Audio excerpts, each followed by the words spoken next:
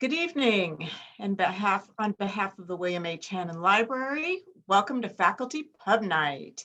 My name is Rhonda Rosen. I am the Programming and Exhibitions Librarian, and along with my colleagues in the Outreach and Communications Department, we are delighted to see so many of you here tonight. So we are also extremely happy to have Dr. Ace Vo, an assistant professor of information systems and business analytics in the LMU College of Business Administration, here with us tonight. He will discuss his recent publication, Identifying Socially Vulnerable Regions with Persistent Low Accessibility to Emergency Care Through a Spatial Decision Framework. Very important for us Los Angelinos. After his presentation, I will have a short one-on-one conversation with him before opening it up to questions from the audience. If you have a question for our speaker during the presentation, you are welcome to submit it by using your Q&A function on the bottom of your screen. All questions will be compiled by the outreach team and submitted to the speaker as time permits. We will be recording this evening's presentation, as we do with all of our pub nights, and it will be available soon on the library's YouTube channel. Of course, we want to do our land acknowledgement first, so give me a second to do that. It's ready? Okay. It is important to note that we welcome our guests onto land that is not ours. We sit tonight on the unceded lands of the Gabrielino Tongva peoples, who in the face of ongoing settler colonialism, continue to claim their place and act as steward of their ancestral lands as they have for the past 8,000 years. These lands reach from the Pacific Ocean, where we stand today, as well into what is now San Bernardino County. The whole of the Los Angeles Basin is unceded territory. I would ask you all to take a moment and spend some time thinking about what it would mean to take responsibility for one's presence on stolen land. I also encourage you to learn more about the history of the land where you sit by going to native-land.ca, and we have just put that chat up. Thank you, John. So now let's begin our evening. I am happy to introduce Dr. Lawrence P. Calbers to introduce tonight's speaker. Dr. Calbers is a PhD, CPA, and he is a professor of accounting and holds the R. Chad Dreyer Chair in Accounting Ethics. He is currently serving as Associate Dean for faculty and academic programs in the College of Business Administration. He earned a BA from Wittenberg University, an MS from Kent State University, and a PhD from Penn State University. His teaching interests are in the areas of accounting and business ethics, auditing, and financial reporting. His research interests include audit committees and corporate governance, professionalism, auditor burnout, auditor organizational commitment, and professional ethics. So let's welcome Dr. Calbers to our program. Thanks, Rhonda. Appreciate it. Before I introduce our speaker for Faculty Publication Night, I want to say a few words about our College of Business. First of all, our mission of the CBA is we advance knowledge and develop business leaders with moral courage and creative confidence to be a force for good in the global community. CBA is also a signatory for the United Nations Global Compact's Principles for Responsible Management Education, or PRIME, which focuses on 6 principles and embraces the 17 Sustainable Development Goals. The reason I bring this to your attention is to let you know that the CBA believes strongly in business as a force for good and the triple bottom line, which includes 3 things: people, planet, and profit. It's also a great transition to introducing Ace Vo, our speaker this evening, because we are seeing more of our CBA faculty members drawn to teaching and research that focuses on the SDGs and social impact in society. Ace is currently an assistant professor of information systems and business analytics, joining LMU in the fall of 2019.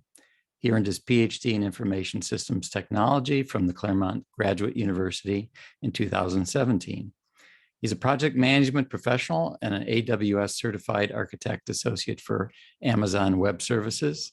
And he is a member of the Project Management Institute, Association of Information Systems, and the Association of Computing Machinery. He already has numerous publications, and he's been active in teaching and developing new courses in our undergraduate and graduate curriculum for ISBA and for our graduate program in business analytics. In addition to research on cybersecurity and Bitcoin and cryptocurrency, much of his research focuses on the social impact of the collection and the use of data. In fact, his presentation tonight is based on his publication, which Rhonda already mentioned, Identifying Socially Vulnerable Regions with Persistent Low Accessibility to Emergency Care through a Spatial Decision Framework, which hopefully he'll be able to explain to us. But basically, it examines Los Angeles County with regard to socially vulnerable areas in their access to emergency services. So I'm really proud to have my colleague Ace Vo, and welcome Ace, and take it from here. Well, thank you, Rhonda, for inviting me, and also thank you for Dean Calbers to introduce me. Hello, everyone. Thank you for being here. Before I share my screen, I really appreciate you being here.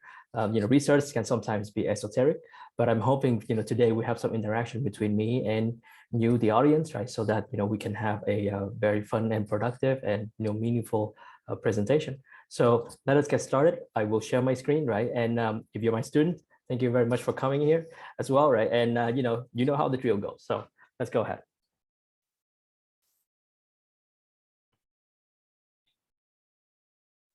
Okay.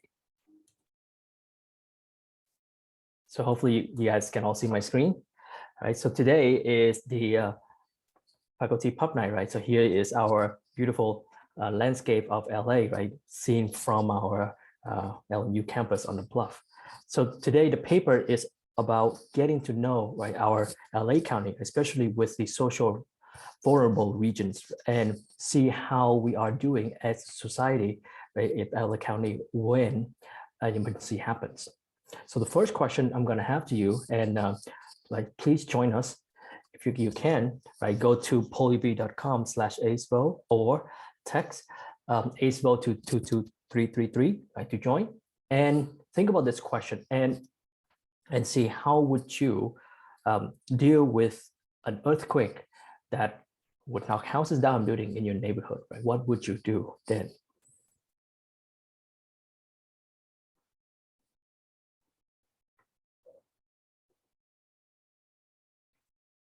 Oh, thank you. Yes. So good. Okay. So we got go to my parents' house.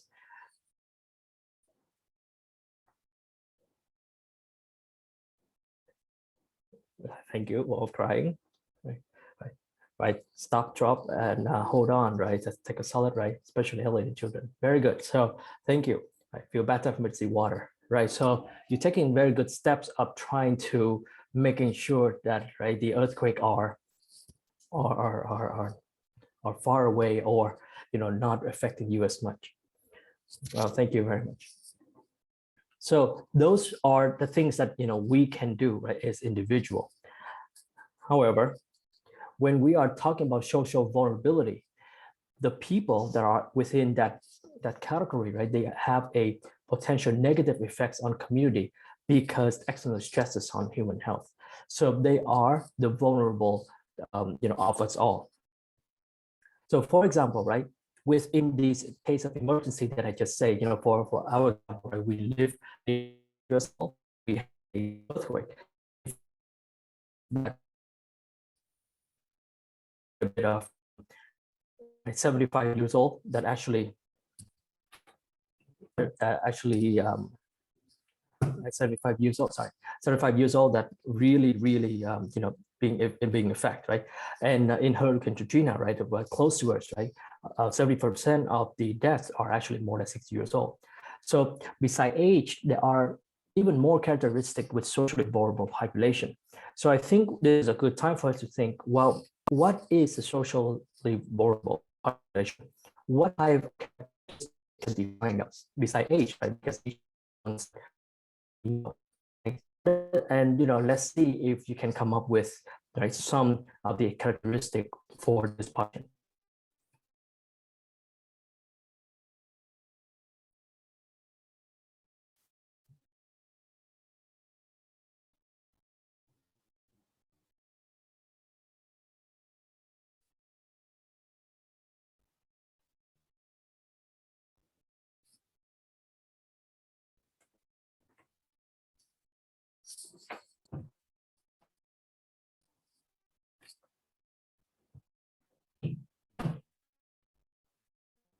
Hello, can you hear me? Hello.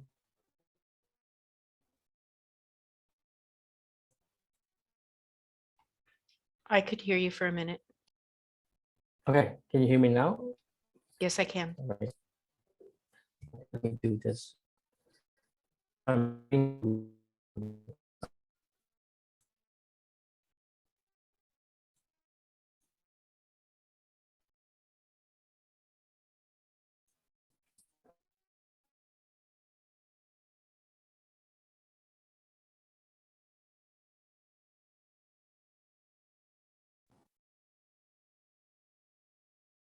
Hello, hi, sorry, can you hear me now better?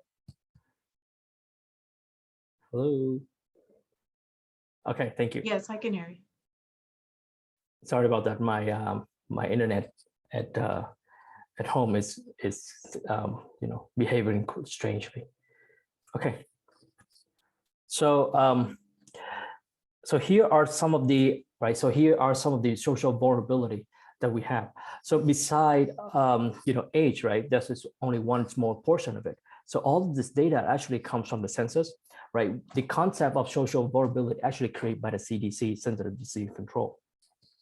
Then we have four main themes: social economic status, household composition, disability, minority status and language, housing type, and transportation. And the ranking for each of these, right, will tell you which tracks are vulnerable.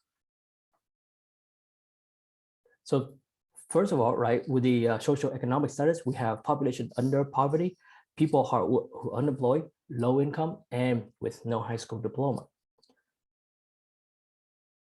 With the household composition and disability, we have age would be right the elderly, so age 65 is older, age 17s or younger, right, the adults, the young adults, right, adolescents, and kids, right. We have civilian with disability, and we got single parents households. What we got minority status is when we have a minority within the household and who are age 5 or older, who doesn't speak English very well. And finally, right, this one is all about mobility. So people are living in multi-unit structure, who lives in mobile home, right, live in crowding areas with no vehicles, and group quarters. Usually that means, in jail or in, location that's, kind of close together.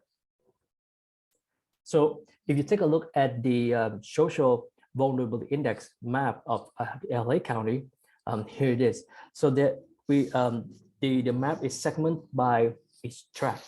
A tract has about 4,000 population. So the bigger the tract, the lower, right, the population. And here are the score, right? So the higher the score, the more socially vulnerable, right, an area is. As you can see, right, we have South Central LA, which has quite a bit of high score, right? And then a little bit on the San Fernando Valley, right? And of course on top, right, and some in Baker Views. All right, so here, when we talk about emergency, right, people that really in need, there will be responses, and the responses will need some type of response in different minutes, right? Can you provide numbers? Good, okay, 5 minutes, 6 minutes, okay.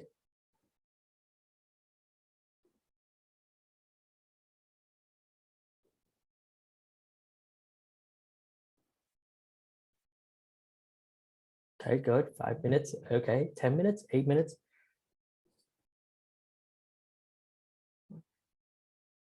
Right, 5 minutes to 10 minutes, depending on the situation. Well, thank you, right? So I think, but you guys have some idea that, the emergency, right, supposed to be fairly quickly.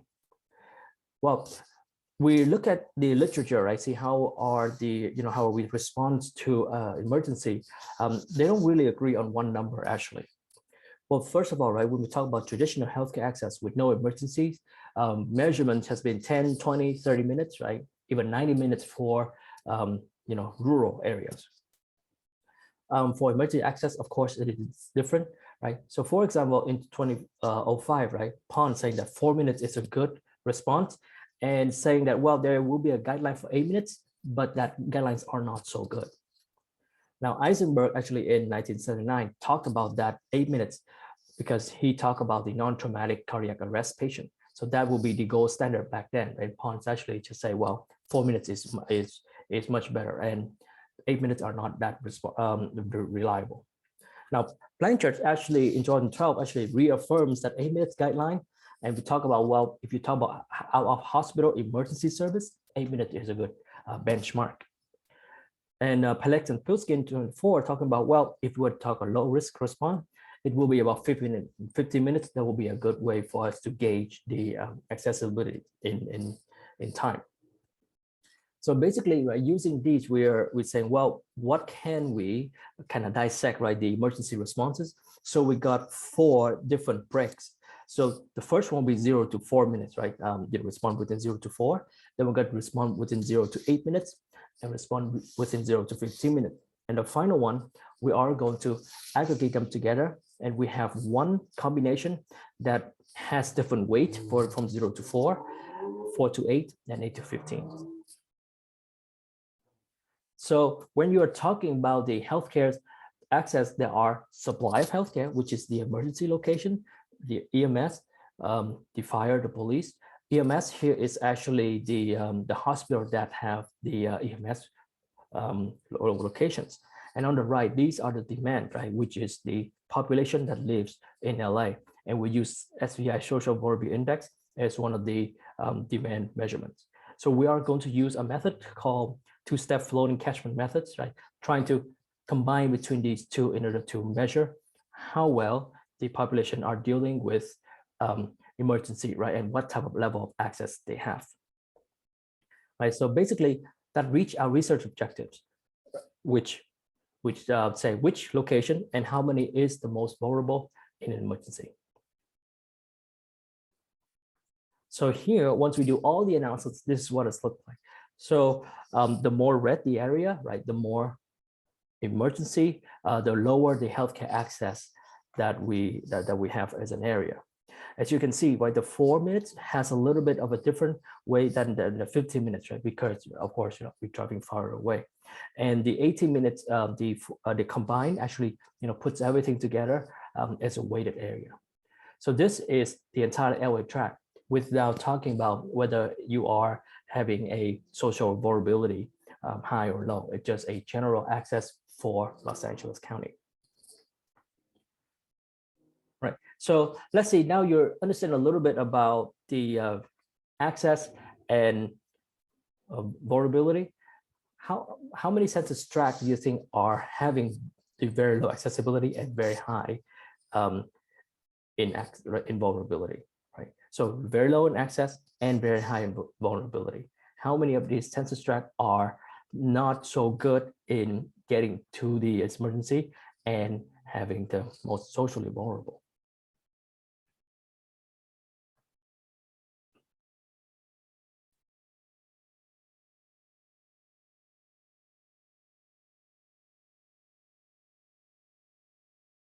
Okay, thank you. We got some 10, 9.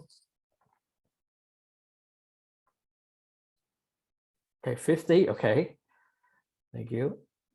Got 22.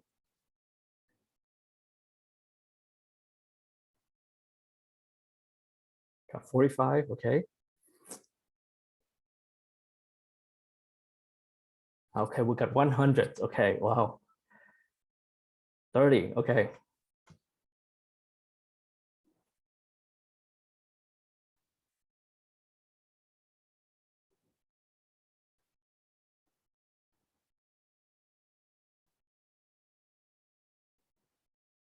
Okay, we got 4. Okay, so we have a quite a long range, right? 4 is the lowest, and then 100, right, is the largest. So it turns out if we are taking a look at only the most vulnerable and lowest healthcare access emergency, each of the emergency responses have a little bit different map, right? On the 0 to 4, it's a little bit different than 0 to 8, a little bit different than 0 to 15, and a little bit different than combination. What's common though, if you're putting all 4 together, you will find that we have actually 8 tracks, right? Now I'm calling it the notorious 8. And here's a location that have persistently, right? Because from 0 to 4, 0 to 8, right? 0 to 15, and then combination from 0 to 4, 4 to 8, 4 to 15, 8 to 15 have very high social vulnerability, but also have very low in accessibility of healthcare in emergency. And surprisingly, right, the region is actually in San Fernando Valley, right? We got tracks within 4 different cities: Van Nuys, Pacoima, Sun Valley, and Canoga Park, right? So this is, we thought the South Central, right? We might have a little bit less of an issue, right? Because of supply demand. However, right, San Fernando Valley seems to be a location where we experience even more social vulnerable population and have very low access in healthcare during emergency. But wait, right? It's not done yet. It's a little bit more.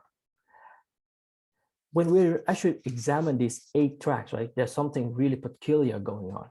And when you're looking at this track right in the middle, right, and we're taking a look at the satellite data, it's actually not a track at all, right? It is, well, it's actually a track, but it's actually not a location where you thought, well, people might live in it, right? This would be very interesting, right? And we're talking, well, what would that be, right? If you zoom in a little bit closer, right, you see there will be a location where you can land an airplane. So this is actually a census tract that represents the Van Nuys Airport, right? So given that the situation, right, we thought about it. Yeah, of course, right, the Van Nuys Airport won't have a lot of people living in it. So we decided to say, well, not the notorious 8 anymore, but it's actually a notorious 7, right? So we have the location that still within 4th city, where Van Nuys, Pacoima, Sun Valley, and Canoga Park, and it's still in San Fernando Valley, but it's actually only 7 tracks. So even though, right, we're looking at the LA County, and we say, well, we don't have 4, right? That would be a wonderful thing. We get 7, right? And we don't have 100, right? That would be bad if we have 100 and it scatters all over the place. So here we actually have some good information, and we're trying to say, well, if that's the case, right, we might be able to really, right, focus our attention into the location, right? And because they're close to each other, we might be able to help everyone who's in need. So here's a little bit some more information on the track itself. So there are 7 tracks, right? The area is about 4.2 square miles. So if we talk about LMU Bluff, it's going to be about 18 times of our Bluff. That's the area that we are talking about here. Population is about 29,000. So that's 3 times the LMU student body, where we have about 10,000 students here. Daytime population, right? People are living in it, about 26,000. And the number of people who are uninsured is about 5,290. There are about 8,400 housing units and about 8,000 households living within this area. So the ability to actually tackle this area, right, during emergency, right, is really helpful, because we actually can cater and help about 30,000 population, right, who are in need, who might not be able to, right, run, right, go to your parents' house, right, or having some sort of emergency that they can actually help themselves. So what's next about this research? Well, the thought should be to extend beyond LA County, right? We might take a look at different counties in California, or different county in different states altogether. We might thought about airlift, right? Different modes of transportation might be a good way to take a look at this, right? Right now we talk about drive time, right? Driving, and LA is notorious for traffic, right? So if we actually have emergency, traffic is even worse. So that might not be an ideal representation of the of the real life. And we can extend this with different drive time, right? We say 4 to 8, 0 to 4, 4 to 8, and 8 to 15, right? Maybe there's a little bit different type of segments, right? It'll change a little bit, of course, right? But then that will be something interesting to see, what kind of analysis that we can do, right? In that sensitivity of time that could help us. So if you want to do something like this, where can you start? Well, first of all, right, the CDC actually have a, that's where the data come from, right? They have a place called for social vulnerability index, right? And you can take a look at the data. You can actually take a look at the metadata, right? The data of the data, and download the data for you to use. Our library actually have a wonderful tools called Simply Analytics, right? And these tools can allow you to download quite a lot of data about demographics in the region as well. And I have data in LA County. Usually, right, public data in the county will have a open data portal. So this one I provide you is data.lacounty.gov. We have one for LA City as well. We also have one for California. In fact, most of the public entities, right, should be able to provide you with some public, for some population data. Quality is a little bit vary, right? Depends on the budgets that they are, they're using to maintain, right, their data quality. And the tools I'm using is ArcGIS Pro, right?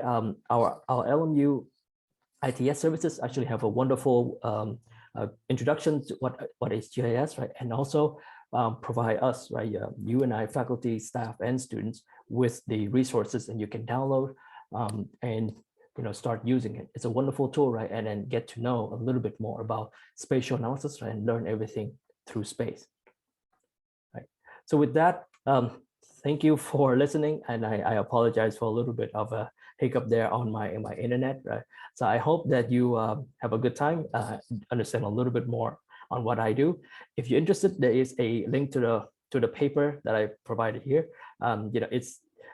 I hope it's an interesting read, but my slide here would provide you with good, adequate summary of what I've been talking about. So thank you very much for being here and listening. Thank you, Dr. Vo. I just want to say I lived through the earthquake that was in the Pacoima Sun Valley area, and I was in Encino at the time, and I remember that. So this study kind of gives me a little bit of the shivers just remembering that. Thank you. Thank you so much. So this is the portion of the program where you and I just have a chat. And then, of course, as our listeners are thinking of questions that they want to ask and putting it into the Q&A, we will take a look at those. But first, it's you and me.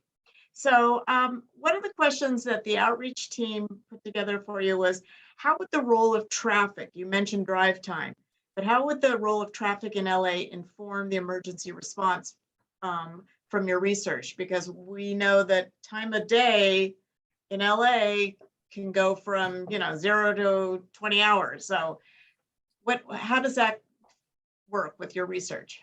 My research actually did not have a portion on, say, sensitivity analysis on the traffic itself.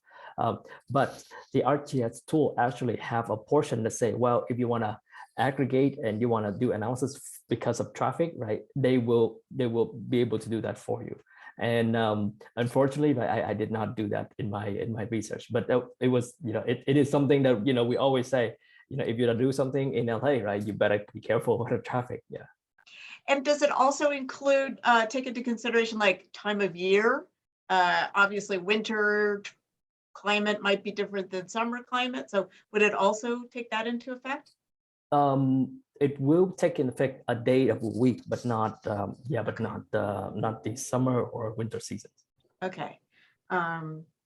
Thank you. And so how would the different types of emergencies affect the results of your research? So we have three types. Okay, so emergency response, we got three types here. But if we talk about different type of emergency, for example, earthquake, right, or a tsunami, right, it'll be much different because here we're talking about emergency as general, right? But we don't talk about the source of the emergency just yet, right? So for example, right, if there's a location that actually having earthquake or tsunami, right, that region, right, that's the most effective will need to be, evacuated first, right? However, right, as you can see, the problem would be if that area got evacuated first, right, everybody in the panic mode, right? And people who are socially vulnerable, right, will be left behind because, right, nobody remembers, right? And then right, if you and I, right, if we have the capacity to get out, great, right, good for us. But they don't, right? As you can see, right, some of them, speak English, some of them don't have transportation, right? Some of them are, right, needs a little bit more time, right? Disability and whatnot, right? So that is something that we should always caution and say, well, different emergencies, will happen, but right, we always need to know that, hey, that we need to help the people that needs help the most. Right. Are there differences in when you're looking at like what private or corporate entities, how they're using this data in any way? The corporate entities have not used this data just yet.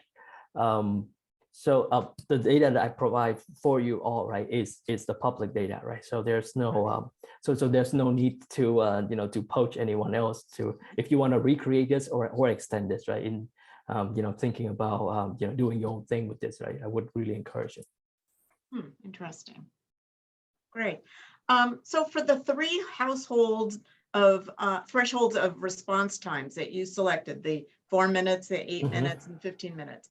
You mentioned that there was some disagreement in the literature, as you pointed out, about where to draw those lines. So did you attempt to do the same analysis with different thresholds? And do you have a sense about how that might have changed your research? We do, yes. So thank you. We did a little bit, right? So we're talking about the normal access first, right? We talk about 10, 20, 30, and the map looks really different, right? And as you can see, right, the somewhat right in the middle of the map, right, we'll have a little bit more access rather than farther away. As far as moving from 4 to 5 or to 6, I haven't really done that, right? But then I don't think it's going to change as much. Right? As you can see, right, we're looking at the time, right, and the literature are full of different numbers, right? And because we have different type of emergency, different type of healthcare needs, right? They were full of it, right? And I'm trying to making sure that, well, if we're going to capture the emergency service, right, for life threatening, right, what would that number be? So and of course, right, research doesn't really always agree, but those will be the numbers that I did use. So, and talking about health things, what other types of abilities and disabilities factor in? So I would think that you have disability in there, but what about mental disabilities? That is a whole bunch more challenges. Right. And I think the data actually talks about the disability in the census actually talks about physical disability, and I think I also have a mental disability as well. But I think for this measurement, I think it should be only for physical disability. But we can always take a look back, right? Because the data and the dictionary is public, right? So we can take a look and see whether they actually account for the mental disability in this social vulnerability index measurements. Yeah. Okay, I got it. Thank you. Yeah. Do you plan to look at this data through any other lenses? For example, are response times longer if you live closer or further from a freeway or a bridge? It's hard to think that anybody doesn't live close to a freeway in LA, but right. Well, so the tool that we have, ArcGIS, actually have I talked about the drive time. So the drive time analysis actually talks about, well, whether you want to have a 4-door vehicle, right? You want to have a bus, right? So they actually have different type of transportation, right? That we can do. You can walk as well, or you can actually ride a bike. But I mean, yeah, or run, right? So we do have capacity to do that, right? But then I think with the with the emergency, right? It's probably will be safe that personal vehicle will be used the most. And then of course we have buses, right? But we can haul a lot of people around that one area, but but those would be special cases, right? And we don't need to stop and in every stop, just like the normal bus routes. So does this take? So let's just say an emergency happens, God forbid, and people that are in their cars. There aren't all that many routes. I mean, does it? I mean, I think of like, the truck convoys that we have seen blocking countries and stuff. I mean, there are some ways where we, just on a good day in LA, it's a traffic jam. So Right. how does that affect that time difference? It will affect quite a bit, right? It will affect quite a bit because now, we talk about a gridlock where everyone wants to get out, right? And then it will affect quite a bit of the emergency service.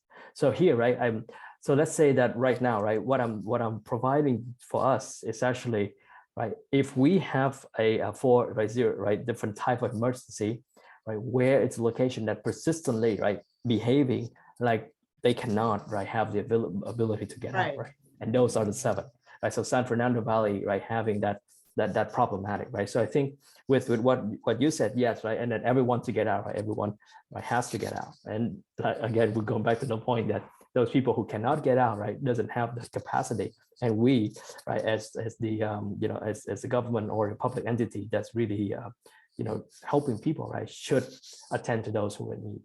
Yeah, absolutely. So speaking of things, what do you think are some of the political or economic barriers preventing any of the 7 tracks from greater accessibility or emergency care? That's a great question. I probably won't be able to talk about politics as much as I would like, because I don't know as much, right? But nobody wants to be, right, in saying, well, our location is most vulnerable, right? So I think one of the most immediate things that San Fernando Valley or the cities can do, right, is to have type of different emergency that responses that closer, right? So for example, maybe having the emergency services like fire station or police, right? Or in this case, right, if you have a hospital, right, have the hospital have the capacity to have the emergency response, right? So those will be some immediate steps that they can do, right, to help out the population there. Have you presented or spoken about this research with city officials, city planners, other people who can actually take that data and make decisions? Because it's really important.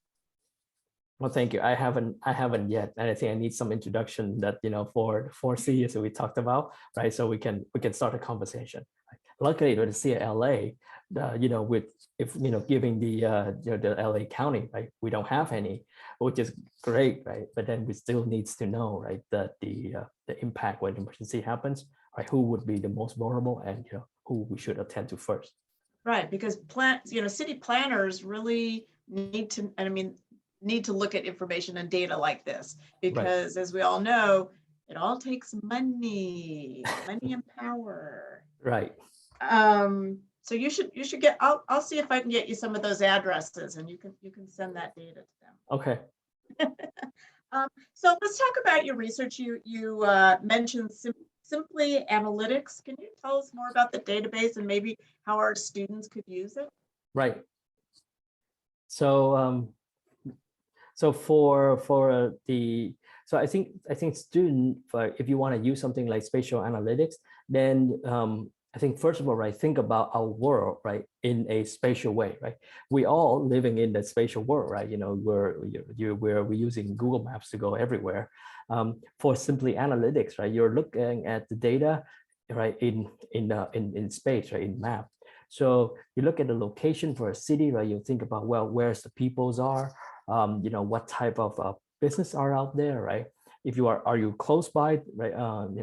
Anything else like a McDonald's, right? Or schools, right? Close by, a fast food, right? Or Wow. Things like that, right? So the spatial components are prevalent, right, everywhere that we're doing, right? And there's research about food deserts, right? People are living in urban locations like this, like in LA, right? And even though we have a lot of foods option out there, right?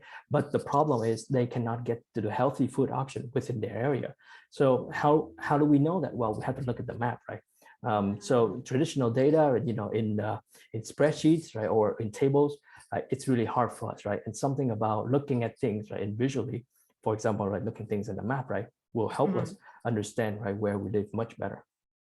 Interesting. Yeah, I've read some of these reports, and it didn't even occur to me that we have this tool here in the Yes. library. So yay, library. Yes. Well, thank you. Thank you for answering all the outreach department's questions. We really appreciate that. Well, thank you. And I want to move to the questions that we have from the audience. And so the first question is from Ian, and he says, what motivated you to research this? Good question, Ian. Thanks, Ian. So this was kind of start when I'm doing my dissertation, right? Talk about the idea that spatial, right, accessibility in healthcare. And I'm thinking, well, if we talk about normal access in healthcare, right, and it's a good idea, right? Take a look at the population in general, right? However, right, if we extend into something a little bit more social vulnerable, right, the people who needs help the most, right, that would be one way for us to look at. Now, if we're looking at that, right, and then having the healthcare access, and it's just one step, right? I think when we're doing things in research or things, we're trying to push the envelopes a little bit more, right? And I think having the emergency in kind of captures that, right? The first is all about vulnerable people, right? And second is when will be the most vulnerable, needs help the most, right? Would be the emergency time, right? So I think that kind of motivates me to kind of take a look at the data and assess whether in LA County, right, where I live and work, right, have a what's going on, right? So that's the intention. Cool. It's a public service, really. I mean, it's Right. really wonderful. Thank you. Thank you. We have another question, says, this research is incredibly important. Yes, I agree.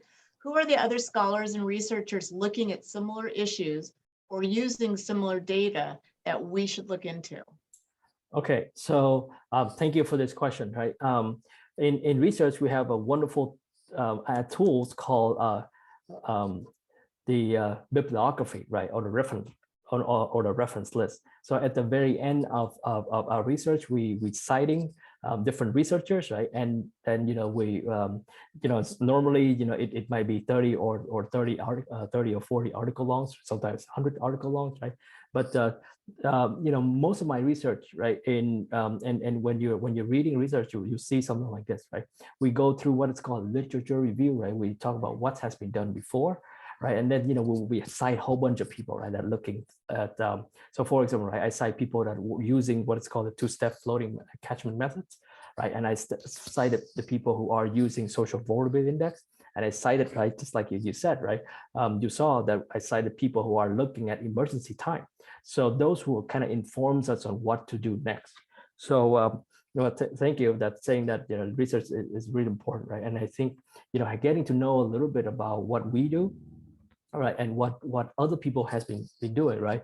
We're trying to stand on the shore, the giants, and then move on from there. But if you're interested, right, I can certainly happy to talk to you more about this, because I'm doing this with other researchers as well, right? We are a collaboration team, and we always think about new things that to explore and to understand the world we live around. Cool. A question I wanted to ask you also is the next step for you to broaden and go to Orange County or Simi Valley or other areas, or maybe to focus more in LA, or just to move to something different? I'm just curious. Thank you. Yeah, I think it will be a pivot for me. I think we'll talk about social vulnerability, right? And I think I talk about food deserts, right? And the research on food deserts is huge as well, right? And I think maybe, right, there was a pivot for me thinking about, well, how about we're doing something in not emergency, right? But talk about social vulnerability and food desert or availability to good food. So let's see, right? Because I think there's a trade-off between commercially available fast foods, right, and then good healthy local food, right? So there would be a little bit more of a contention there, most definitely, and especially when we have these wonderful services that we all use called called ride sharing or Instacart, right? And that will inform us a little bit more on, well, the social vulnerability, right? Probably won't have enough income to actually supplement that type of service. So, Mhm. something that I'm mulling over and think, how would we approach it? So I think that would be some of the my idea that, how to kind of still using the same method or Mhm. in the area, but, pivot to a different aspect altogether. Interesting. Very cool. Thank you. Jose Rincon asks, can you talk a little bit about the publishing process in the Journal of Decision System? Did you encounter any delays due to rewrite or updating information such as data? So for decision systems, it's actually well, for me, I think it's a rather lengthy process. We actually started it 2 years ago. When 2011 when it's when we published, right? It actually submitted in 2 years ago. So the research review process, the peer review process is rather long. So we have about a year in, and people are start to have responses, right? And then we have I think one big round of review, right? And then another round. We did do a little bit of, as you can see at the end, right? Benchmarking.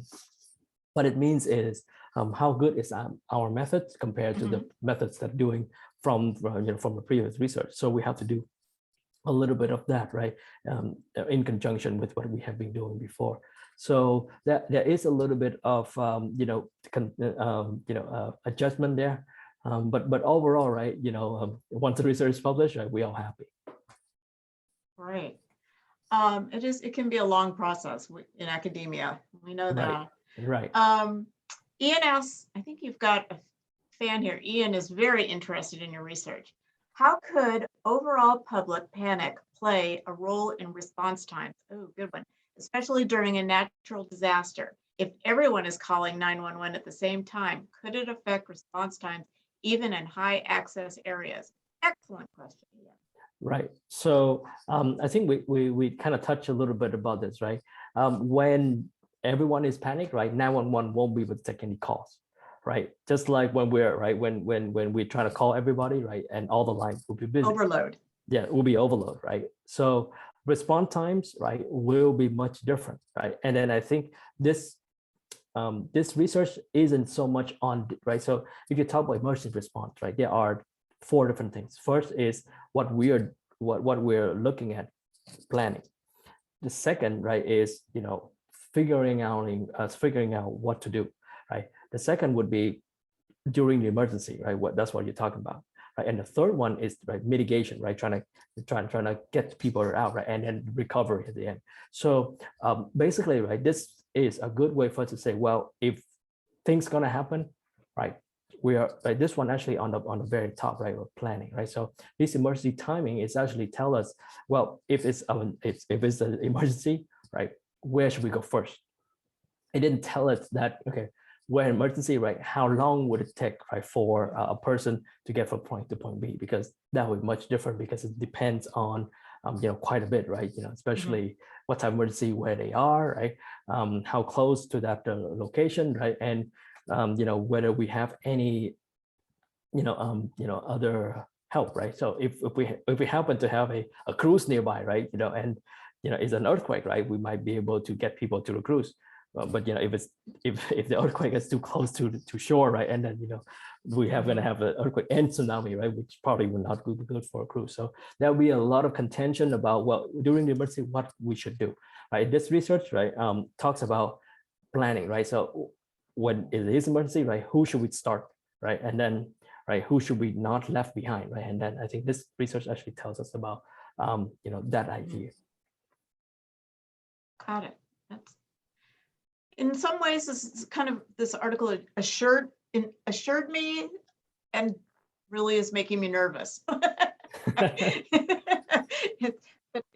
As we all agreed, it is very important, and it's very good research. And thank you so much for sharing it with us.